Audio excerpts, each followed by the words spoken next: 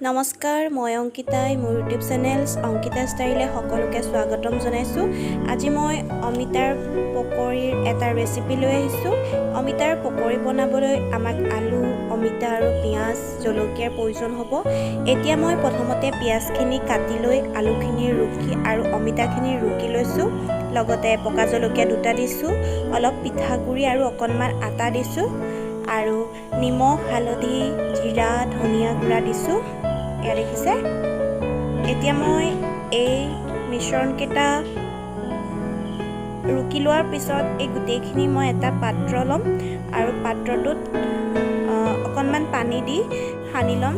মানে পকৰীৰ কাৰণে যিমানখিনি পানীৰ প্ৰয়োজন হয় সিমানখিনিয়ে মই ব্যৱহাৰ কৰিছোঁ। এয়া দেখিছে, এয়া মোৰ এই মিশ্ৰণটো হৈ গৈছে। এতিয়া মই এখন কেৰাহী পাতি তাত অলপ ৰিফাইন তেল দিছোঁ। তেলখিনি ভালকৈ গৰম হ'বলৈ দিয়াৰ পিছত মই এটা এটাকৈ এই পকৰাকেইটা দি যাম। এয়া দেখিছে, মই তেলত পকৰাকেইটা দিছোঁ। প্ৰথমতে মই কমকৈ পকৰাকেইটা ভাজি ল'ম। গোটেইকেইটা পকৰাই ভাজি ল'ম, কমকৈ ভাজিছোঁ। এয়া অকণকৈ সিজিবলৈ আৰম্ভ কৰিছে পকৰীকেইটা। এয়া দেখিছে। এতিয়া মই এই পকৰীকেইটা লুটিয়াই দিম। চাব কিমান ধুনীয়া ৰং হৈছে, দেখিছে।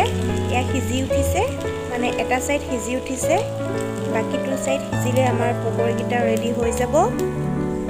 এনেকৈ মই গোটেইকেইটা পকৰা দি লৈছোঁ, ভালকৈ কেৰাহীত দি লৈছোঁ। এয়া দেখিছে, মোৰ এই পকৰীকেইটা হৈ গ'ল। মই টমেট'ৰ চচ আৰু সৰিয়হৰ লগত এয়া উলিয়াই লৈছোঁ। সৰিয়হ চাটনি হয় এইটো। নিশ্চয় বেলেগ এদিন এই সৰিয়হ চাটনিৰ ৰেচিপিটো মই দিবলৈ চেষ্টা কৰিম। সঁচাকৈ এই অমিতাৰ পকৰাটো খাবলৈ বহুত টেষ্টি হয়। আপোনালোক সকলোৱে নিশ্চয় এবাৰ ট্ৰাই কৰি চাব। একেবাৰে সহজ পদ্ধতিত বনোৱা এটা ৰেচিপি। আৰু মোৰ চেনেলটো লাইক, শ্বেয়াৰ এণ্ড ছাবস্ক্ৰাইব কৰিবলৈ নাপাহৰিব।